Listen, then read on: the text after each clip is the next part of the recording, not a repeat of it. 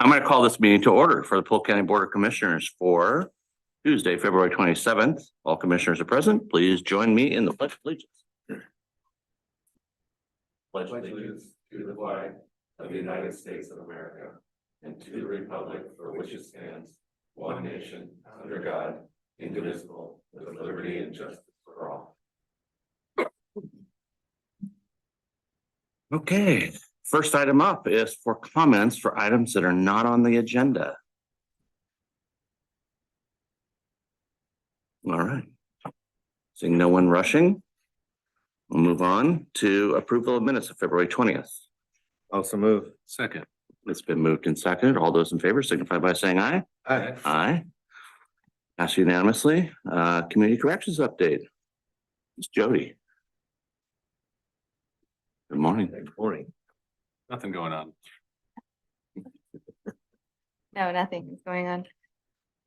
Have to excuse me, the glasses will go on and off multiple times because I can't see you if they're on, but I can't see this if they're not. So I'm working on that, by the way. So good morning, Jody Merritt, Polk County Community Corrections Director, providing an update for you guys. I'm going to give you just a real brief update because I apologize as you are. I'm running from meeting to meeting and legislative issues on top of it. So I'm going to start real quick with our juvenile department just to kind of let you guys know everything is status quo with them.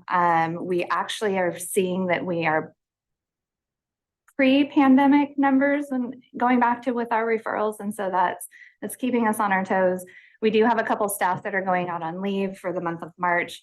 And so we will be a little tight as far as staffing goes. But of course, you know, our juvenile department is exceptional. So we've got it all figured out and contingency plans, et cetera. So, but they're doing a really good job and working with our partners and back into the schools and working with our clients. So, or the youth, excuse me.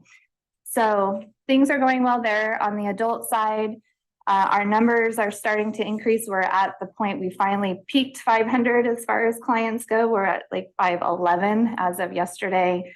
Approximately 300 of those are felonies.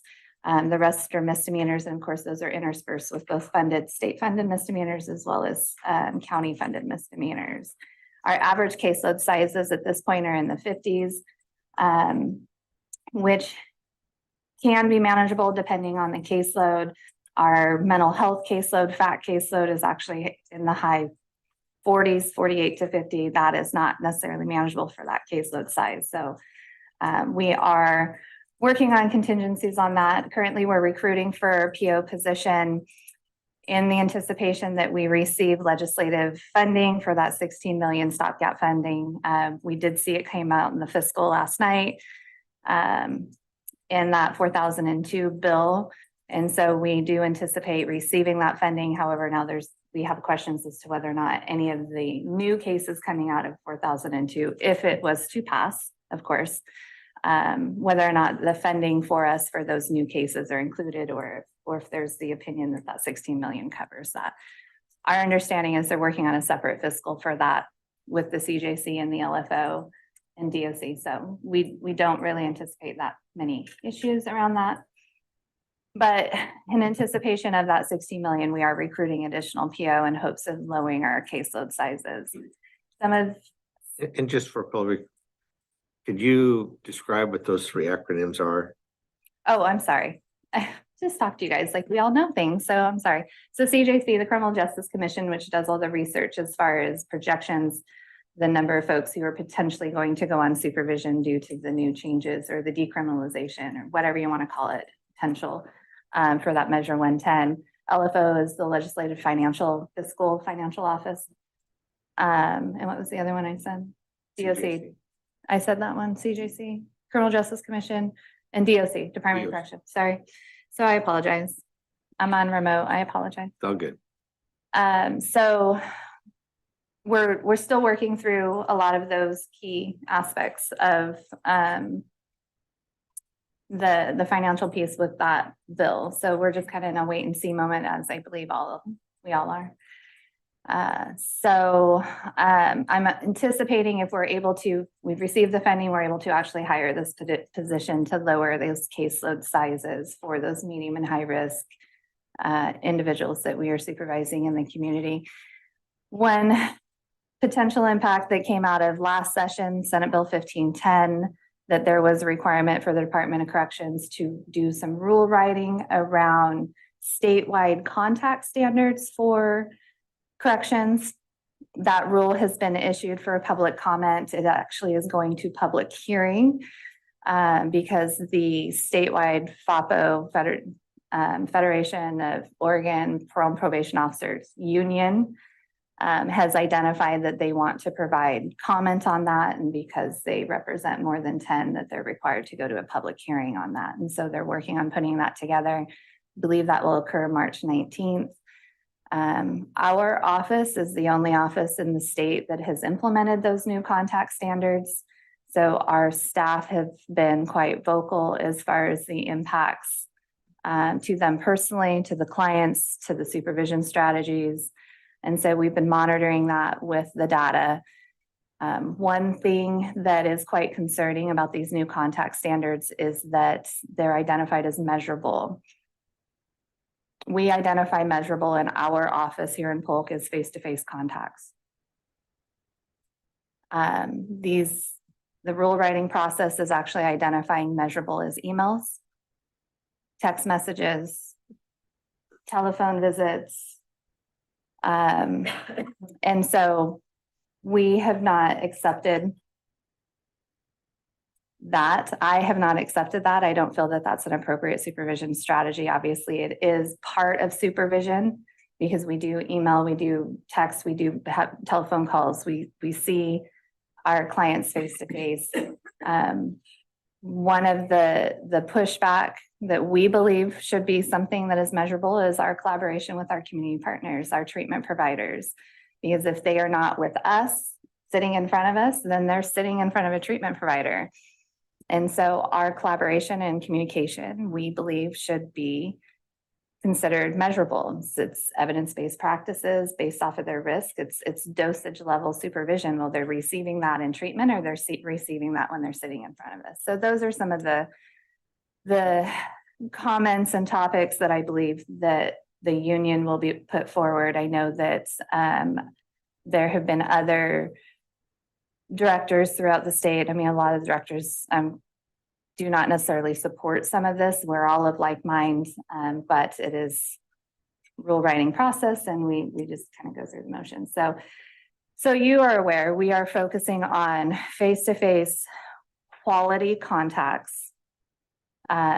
Basically what we've been continuing to do and what is working well for our clients, what our data is showing us is effective, so that we can still do all of the rule writing process, or excuse me, all of the administrative rules that we're required to do around evidence-based practices, case planning, skill building, while also seeing them face-to-face and doing the other aspects of our work, which is the public safety, victim safety, and trying to really do some pro-social development of and holding them accountable. So we are balanced. We're continuing to balance that.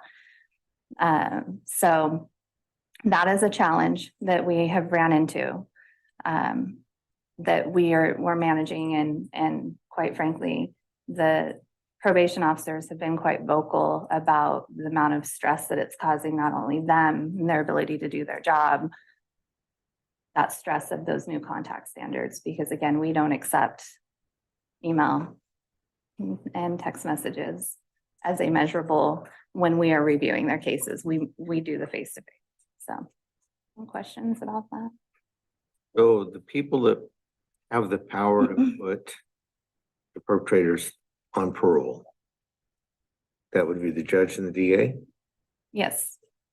Are they have a chance to weigh in on these new guidelines for community corrections to follow?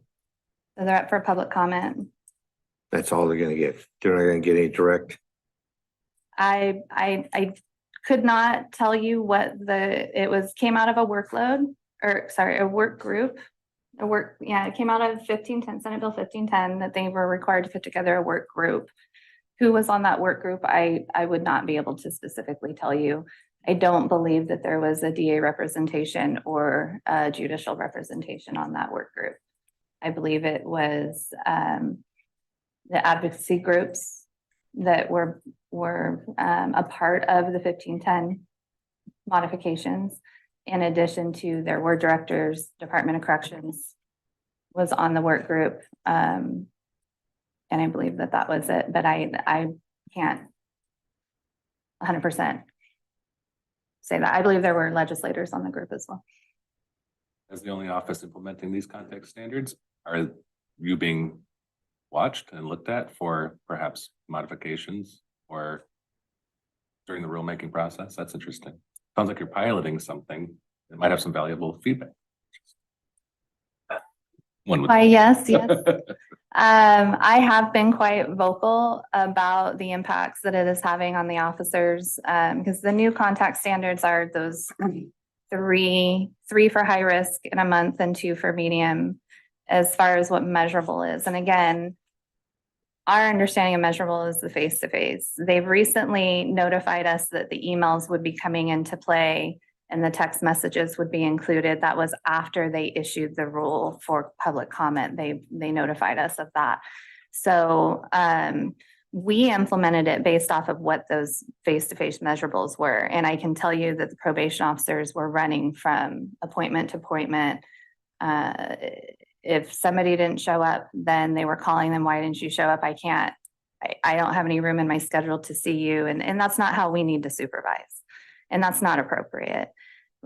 So the other piece with that is that sometimes you get a medium or high risk individual that's doing really well. And so you want to provide them a bit more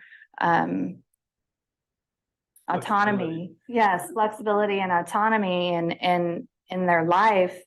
And so you kind of reduce, you slowly back out, right? And then if there's an issue or something comes in, then you just go back in and you start again.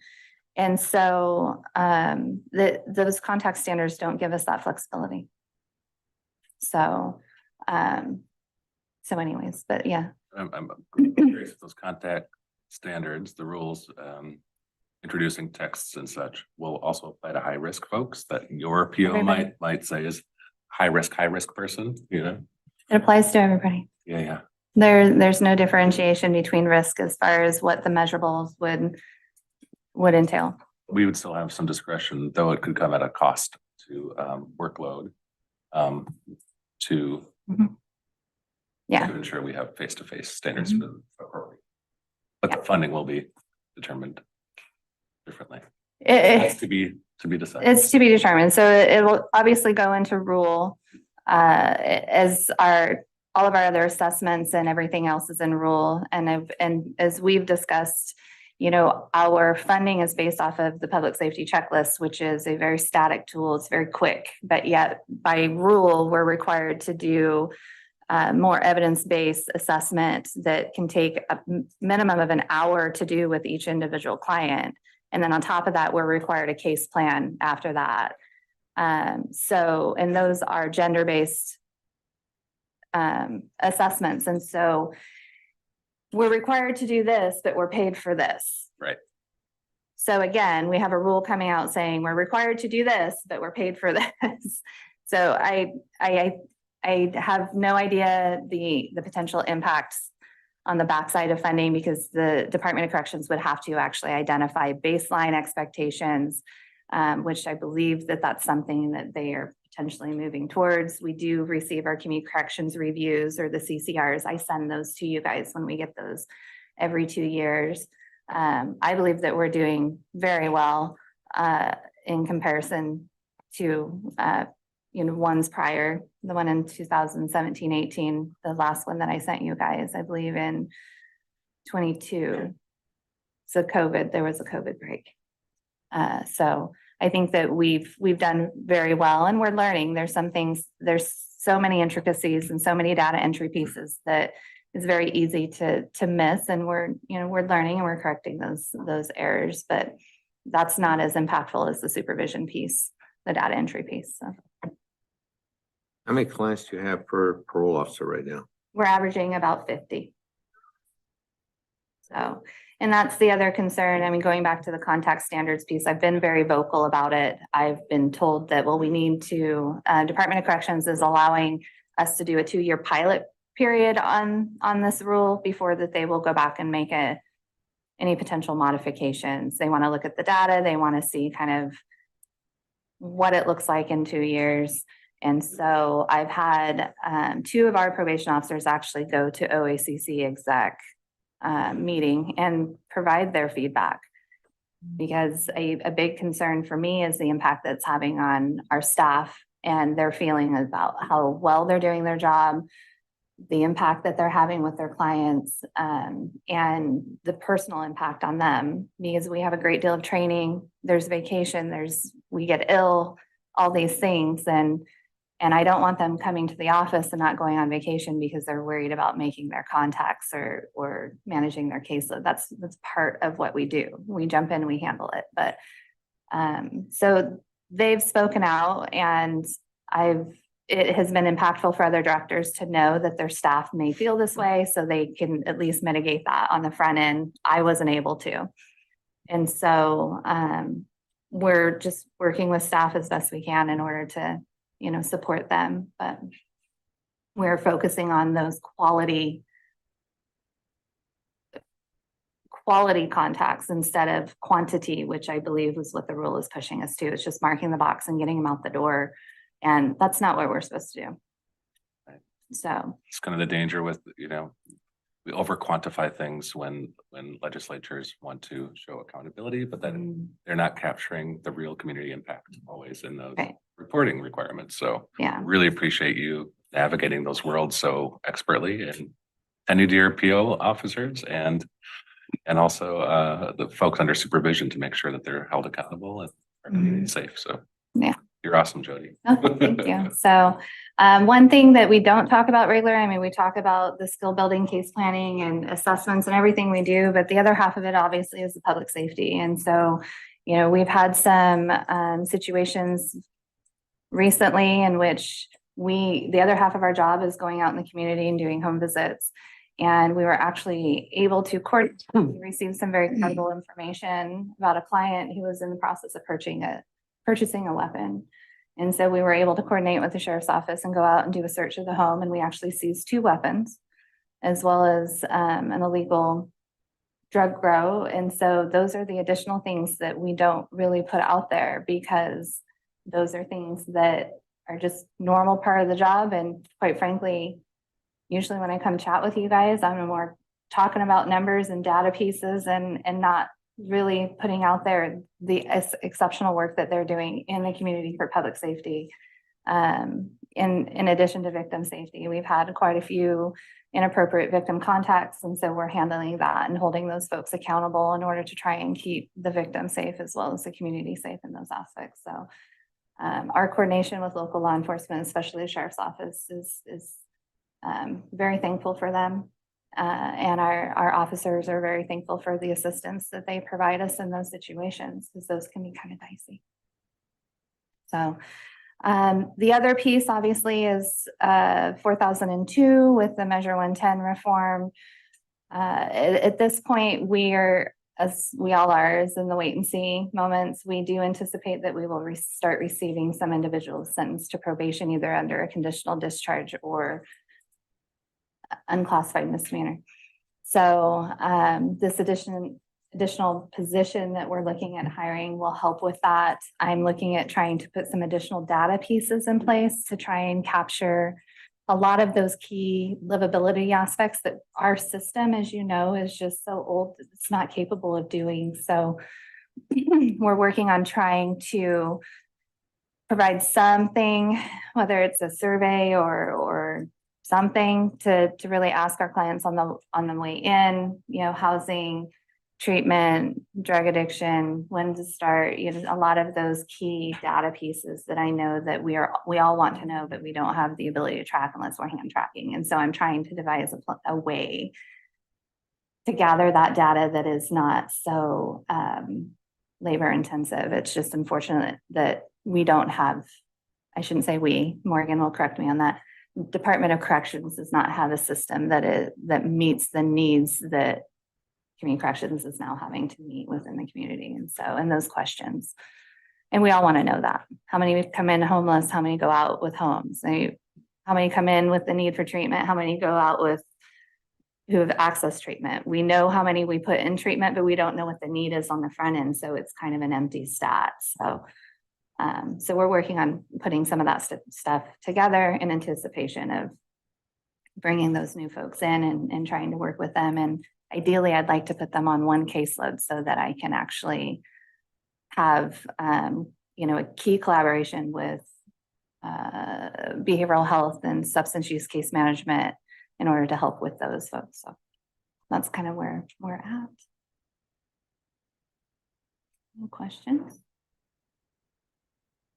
Questions from me? Great job. Nope. You're going easy on me today? I hope. I gave you my warning yesterday. It's what I would be looking for. You did good. And I gave it to you, right? Yes. Okay, good. And Perfect. Jody, I just want to say, thanks for going above and beyond and staying, I know it's part of your job. But staying involved in what's going on over at the Capitol, all this legislation, hopefully we can get your funding. I know you have support of the AOC and the commissioners. We see the need that pushes people out of jail into parole, but yet they want to cut parole. So hopefully we can get your funding back and you can get, instead of just one, maybe two parole officers to where you can do a little better job and take some of that stress off you. Yeah, well, and ideally the caseload sizes with the amount of work that we're doing should be around 40. So, and 10 cases is not a lot, but it really is a lot when you're looking at those medium, high risk, high need individuals, and especially our mental health caseload, which you will hear about next week. I believe that we need more time with them and it's more collaboration. We're working with, it's a team environment. You can't have a standard size caseload for that type of programming because it's a lot of interaction. It's a lot of going out and finding them. It's a lot of just communication, teamwork. And then on top of that, we are very paperwork heavy. And so you have to have, again, that's a lot of the stress for our officers is they want to do everything right. We have an amazing team. And so they don't like just checking the boxes. If they're going to check the box, they're going to do it right.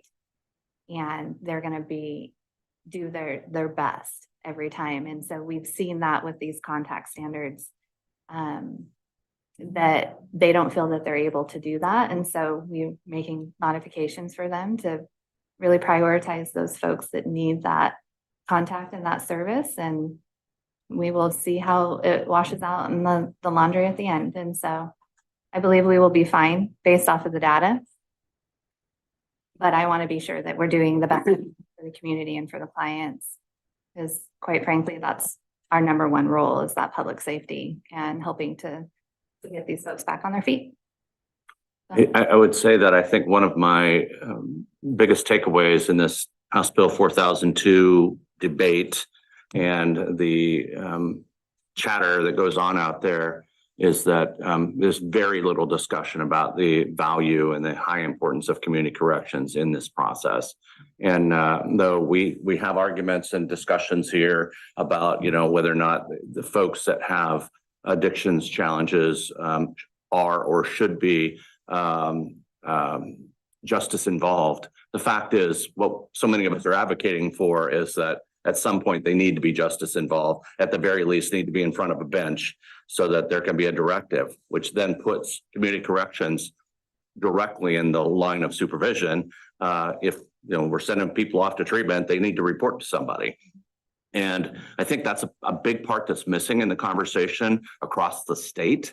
I don't think most of our citizens are aware of or understand what those challenges are. I wish all of you across 36 counties would be more vocal with regard to, we cannot lower our standards. We've already lowered our staffing because the state doesn't want to pay for this. I mean, even without House Bill 4002, that to me is a crapshoot whether it passes, but it will in some form, I guess. Where are we at? -24 amendment?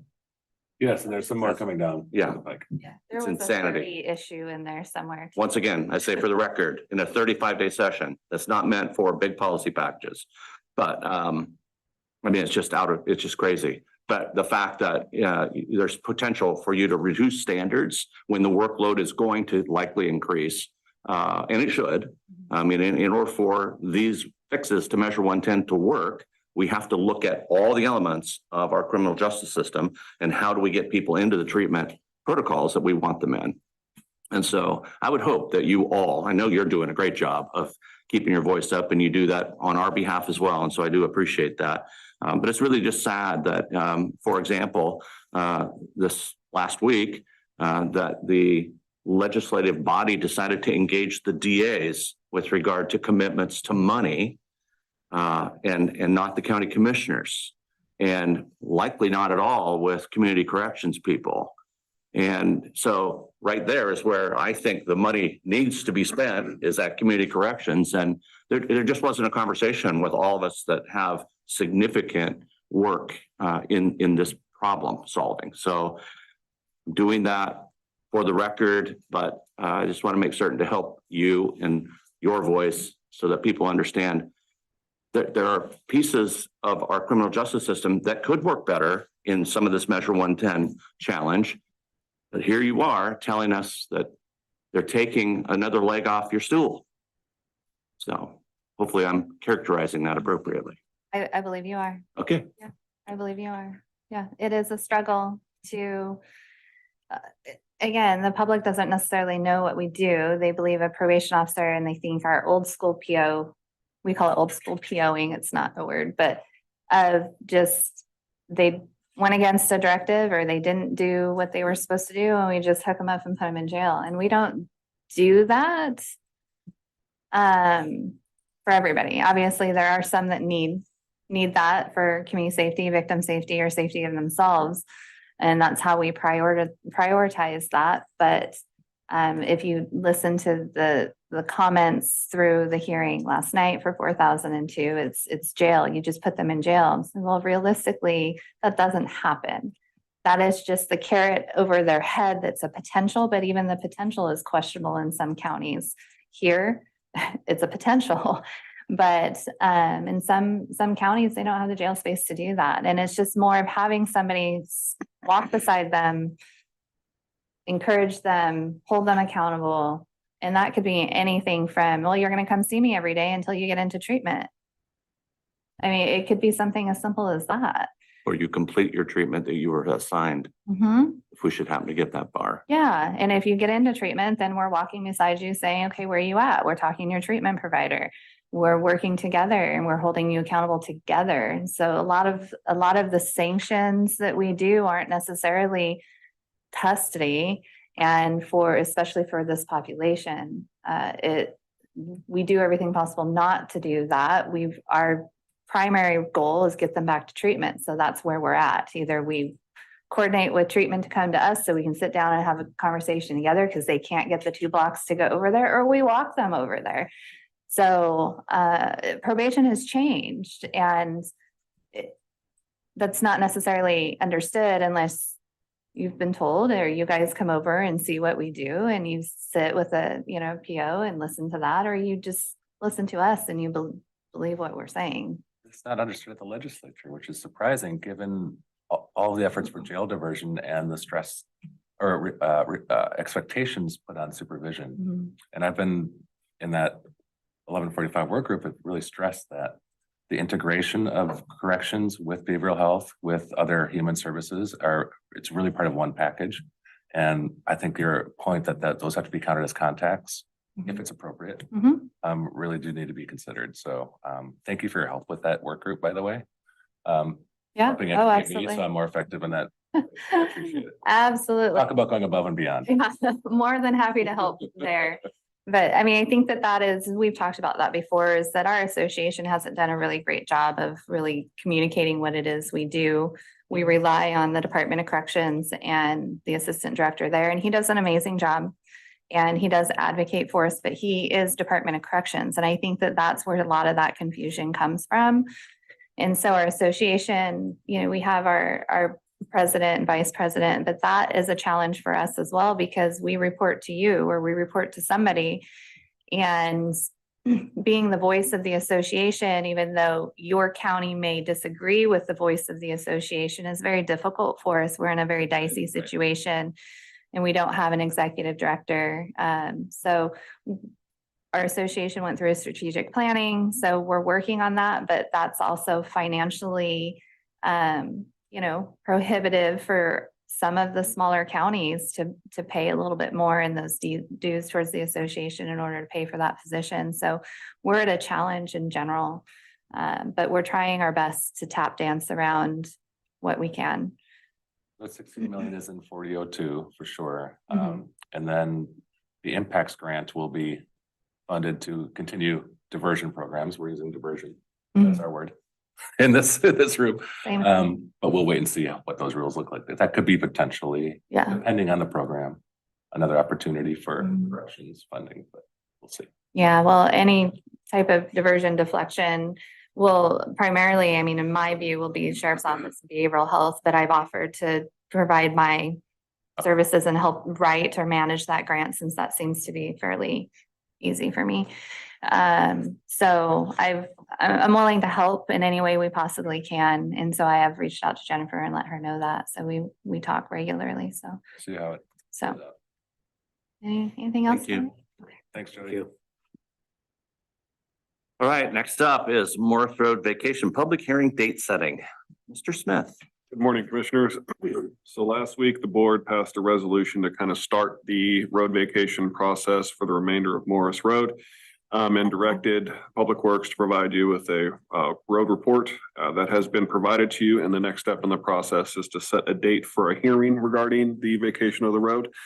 It needs to be 30 days out from a date of notice. So once we get the date set, we can get the notices out. I would propose to the board April 3rd.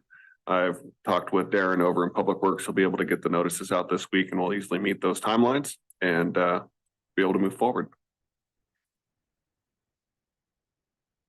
Is that fit for us? I checked yesterday.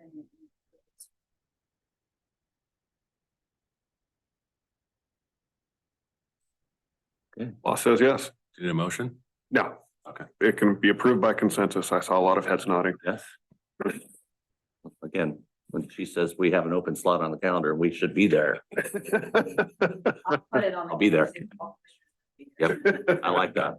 If the 3rd doesn't work, it'll have to be the 17th budget hearings or the week after.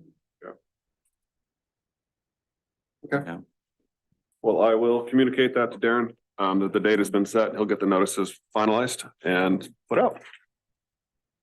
Okay, thank you. Unlisted items. Oh, None for me, sir. nothing. Okay, we are adjourned.